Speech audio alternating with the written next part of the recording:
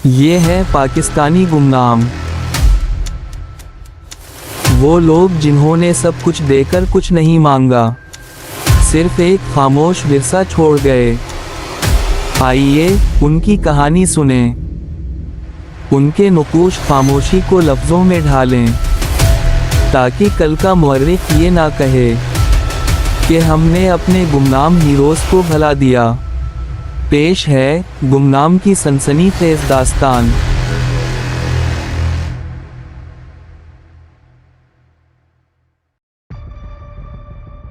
ये है वो छलावा जिसका पिछले कुछ दिनों से काफ़ी तज़किरा हो रहा है। ये यहूदियों का आला ख़ास है और इनका मंजूर नज़र भी है। ये इंडियन से ज़्यादा इनका वफ़ादार है और डबल गेम खेल रहा है। नाम है इसका शंकर और ये यहाँ मौजूद नेटवर्क का सरबराह भी गर्दाना जाता है। इसका मजहब सिर्फ पैसा है और इसके लिए ये अपनी माँ को भी बेच सकता है। यही वजह है कि बैक वक्त पर इंडियन और यहूदी लाबी के लिए काम सरंजाम दे रहा है। लास्ट लोकेशन इसकी स्कर्दू में देओसाई के मकाम पर देखी गई थी और इसके बाद ये कहीं और निकल गया था, लेकिन अब हमारी इत्तिलात के मुताबिक ये फिर से उसी जगह दोबारा आने वाला है। इसका क्या मकसद है और ये वहाँ सर्द वीराने में क्या कर रहा है, यही जानना और उसे इसके इरादों से रोकना ही हमारा मिशन है। जिंदा या मुर्दा, हमारे पास दोनों ऑप्शंस मौजूद हैं और यही वजह है कि आप लोग खुलकर काम कर सकेंगे। सेक्शन कमांडर ने वजाहत दी तो एल्फा बगौर स्क्रीन पर नज़र आने वाले शख्स को देखने लगा, जिसके हर एक ऑप्शन के आगे सवालिया निशान लगा हुआ था। यानी कि अभी तक इसके बारे में वो लोग बिल्कुल ही बेखबर थे कि आखिर इसका मकसद क्या है। आप लोगों को एक ऐसा केस दिया जा रहा है जिसके बारे में आप सब लोग यकसर बेखबर हैं, और यही आपका चैलेंज है कि उसे कैसे अपने शिकंजे में कसते हैं। मुझे उम्मीद है कि आप लोग ये केस भी कलील मुद्दत में सरंजाम देंगे। सेक्शन कमांडर ने शायद इसके चेहरे पर लिखी तहरीर पढ़ ली थी, इसलिए इसकी जानिब देखते हुए बोले तो वो मुस्कुरा दिया। बेफिक्र रहें सर, इंशाअल्लाह हम लोग ये काम भी कर जाएंगे। वो सद्दिक दिल से बोला तो सारे टीम मेंबर्स ने आमीन कहा। 1-2 दिन में ग्रीन सिग्नल मिलना है तो फिर आप लोगों की रवानगी होगी। अपनी तैयारी पूरी रखें और अल्लाह से बेहतरी की उम्मीद रखें। सेक्शन कमांडर ने मीटिंग बर्खास्त की और अपना कोट उठाते हुए खारजी रास्ते की जानिब बढ़ गए। अगले दिन ही इन्हें अहकामात मिल चुके थे और मिलिट्री C-130 एयरपोर्ट पर तैयार हालत में खड़ा हुआ था। इन सबको बाई एयर स्कर्दू तक जाना था और वहां से देओसाई तक का सफ़र सड़क के ज़रिए तय करना था। वो सब आम हुलिये में जहाज़ में सवार हो रहे थे, जैसे टूरिस्ट का कोई ग्रुप छुट्टियां गुजारने के लिए जा रहा हो। एल्फा कांधे पर सफरी बैग लटकाए, आंखों पर गोगल्स लगाए, रफ से हुलिये में जहाज़ की जानिब बढ़ रहा था, जब बरादो-1 ने इसके साथ कदम मिलाए। क्या बात है उस्ताद, बड़े ही इजी मूड में नज़र आ रहे हो। लगता ही नहीं कि किसी ऑपरेशन पर जा रहे हो। बरादो-1 इसकी जानिब देखते हुए बोला तो वो मुस्कुरा दिया। यही तो हमारी बात है प्यारे, कोई भी नहीं जानता कि हम कौन हैं और क्या करने का इरादा रखते हैं। एल्फा-1 ने बरादो-1 को देखते हुए चश्मा नीचे करके आंख मारा तो वो हंसने लगा।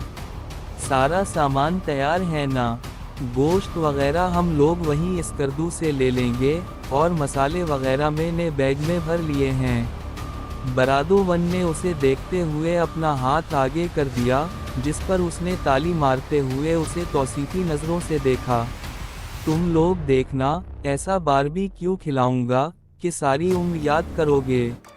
वो हंसते हुए बोला तो बरादो-1 चटखारा लेकर रह गया और फिर वो लोग जल्दी से जहाज़ में सवार होने लगे। इनका सामान जहाज़ के कार्गो कंपार्टमेंट में रखवाया जाने लगा और फिर कुछ ही देर बाद जहाज़ रनवे पर पोजीशन लेने लगा।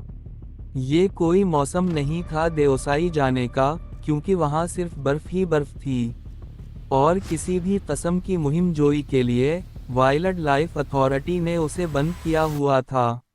लेकिन चूंकि वो लोग कोई आम नहीं थे, इसीलिए इनके लिए वहां सारा सेटअप लगा दिया गया था। जहाज ने रनवे पर टेक ऑफ किया और कुछ ही देर में आसमान की बुलंदियों पर पहुंच गया और 1 घंटे से भी कम वक्त में वो स्कर्दू एयरपोर्ट पर लैंड कर चुके थे। एल्फा जहाज से नीचे उतरा तो सामने ही 2 पुरानी लैंड क्रूजर जीपें खड़ी हुई थीं, जिन पर इन्होंने देओसाई तक जाना था। ये अच्छी हालत में थीं और उसी मकसद के लिए इस्तेमाल होती थीं, इसीलिए वो फौरन से इसमें सवार होने लगे।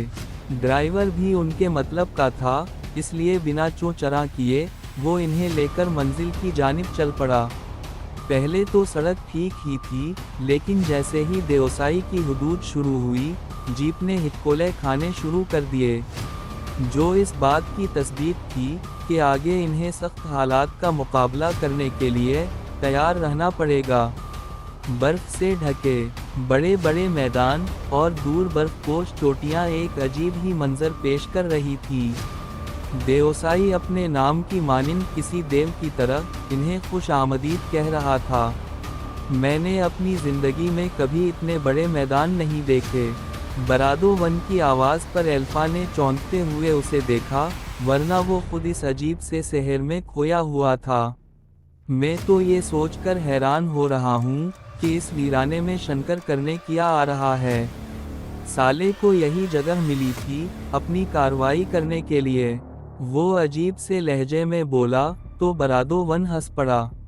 मुझे तो ये जगह भूतों का मस्कन लगती है, ना बंदा और ना ही बंदे की ज़ात। मेरे ख्याल में वो कोई काला जादू टाइप चीज़ करने के लिए वीराने ढूंढ रहा था, जो इसे यहाँ मयस्सर आ चुकी है।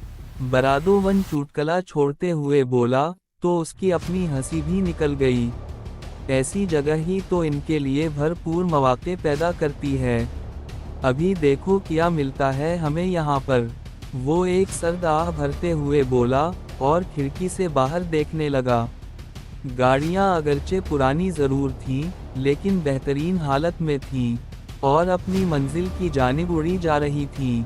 1-1.5 घंटे के मुश्किल तरीन सफ़र के बाद वो लोग अपने मकाम पर पहुंच चुके थे, जो चंद खेमों पर मुश्तमिल एक छोटा सा सेटअप बना हुआ था। खेमों के बीचों बीच एक ऐसी जगह बनी हुई थी जो शायद इनके खाने पीने और इकट्ठे होने की गर्ज से बनाया गया था। गाड़ियों से उतरते ही वो लोग ड्राइवर के बताए गए खेमों में अपना सामान रखने लगे। मैं इधर आप लोगों के साथ ही रहूँगा, जो खाना पकाना हो वो मैं कर दिया करूँगा, बाकी आप खुद देख लीजिए कि किसने कहाँ रहना है। ड्राइवर मुँह दबाना अंदाज में बोला तो वो सर हिलाकर रह गया। देखने में यही लग रहा था जैसे कुछ मंचलों का ग्रुप इस सर्दी के मौसम में यहाँ घूमने की गर्ज से आया हुआ है। जी जनाब, आपने बोला था कि ऐसा बारबेक्यू खिलाऊंगा कि याद करोगे, तो मैदान आपका हुआ और सामान भी। बरादो वन उसे देखते हुए बोला तो वो धीरे से मुस्कुरा दिया और अपना सामान एक तरफ रखते हुए इसमें से ज़रूरत की चीज़ें निकालने लगा। इसे खुद भी काफ़ी भूख महसूस हो रही थी, इसीलिए वो और बरादो वन खाने का बंदोबस्त करने में लग गए। सूरज गुरूब हो चुका था और दर्जा हरारत नुक्ता इंजिमाद तक पहुंच गया था। ये तो शुक्र था कि इन्होंने जो कपड़े पहने हुए थे वो -30 तक महफूज रख सकते थे, वरना आम कपड़ों में यूं बैठना किसी भी इंसान को फ्रोज़न फूड में तब्दील कर सकता था। बड़ा सा अलाव रोशन था और एक तरफ को ज़रा हटके वो बरादो वन के साथ बारबेक्यू करने में मसरूफ़ था। गोश्त की बोटियां कोयले की हल्की आंच पर पक रही थीं और जब जब वो उन पर पिघली हुई चर्बी लगाता तो एक धुएं का मुरगुला सा उठता, जो दूर बैठी इसकी टीम को मज़ीद भड़का देता। बरादो 3 से बर्दाश्त ना हुआ तो आवाज़ मार ही दी, बॉस, कब तक आपकी ये मस्ती ख़त्म हो जाएगी? अब तो मेरी अंतड़ियाँ भी आपस में चिपक चुकी हैं। एल्फा बरादो 3 की जानिब देखे बगैर बोला। काम तुमसे होता नहीं है और खाना ऐसे मांगते हो जैसे किसी शादी पर मरासी अपना हक समझकर खाने पर टूट पड़ता है। तो वहाँ मौजूद सब लोगों का एक जानदार सा कहकहा फिजा में गूंज कर रह गया। आपको तो हमेशा ही मुझसे कोई ज़ाती दुश्मनी रही है। बंदा पेट के लिए ही तो मजदूरी करता है। बरादो-3 ने अपनी खिफ़्फ़त मिटाते हुए जवाबी कार्रवाई करनी चाहिए, और यही बात उसे मज़ीद दलदल में धकेल गई। मजदूरी पेट के लिए ही की जाती है, लेकिन सिर्फ पेट के लिए। बुरा मत मानना, मैं बस इसे थोड़ा तंग कर रहा था।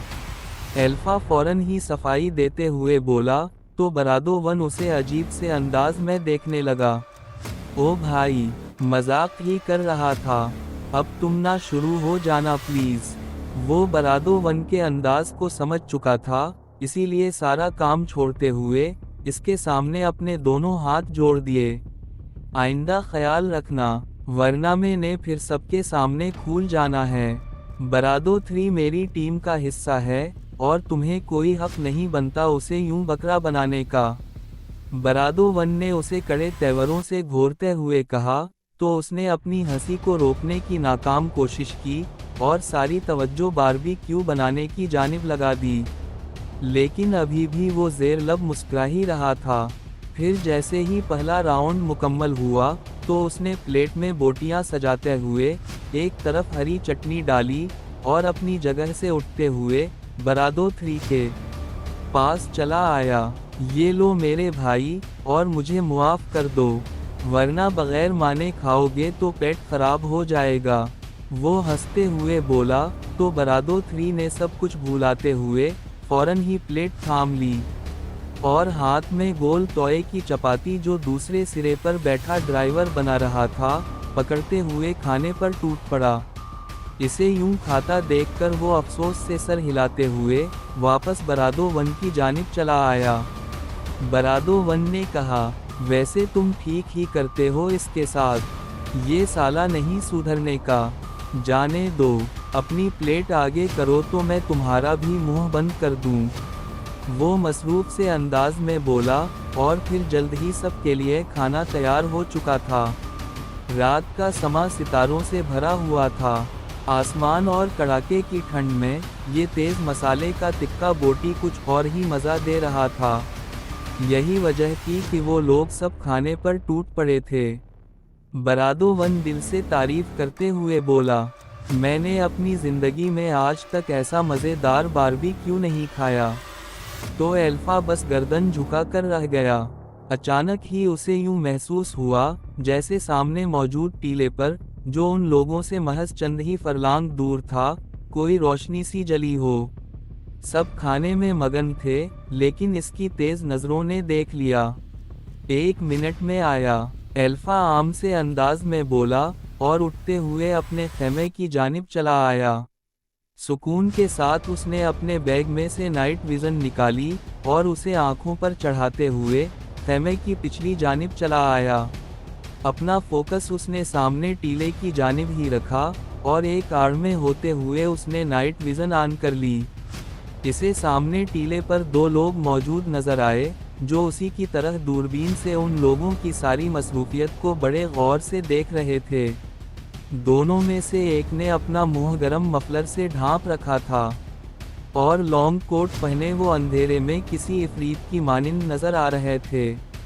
वो रोशनी उस लाइटर की थी जिससे एक बंदे ने अपने सिगरेट को सुलगाया था, और यही इस बंदे की वो गलती थी जो इसकी नज़रों में आ गई थी। ओ भाई, क्यों खाने को वेट करवा रहे हो? अचानक ही बरादो-1 इसके पास चला आया और इसकी आंखों से नाइट विज़न उतारते हुए अपनी आंखों पर चढ़ा ली। ये कहानी आपको कैसे लगी? अच्छी लगी तो वीडियो को लाइक और चैनल को सब्सक्राइब करें और बेल आइकन भी दबा दें, ताकि नई वीडियोस आप तक फौरन पहुंचें। मिलते हैं अगली वीडियो में, तब तक के लिए हमें दें इजाज़त। अल्लाह हाफिज़।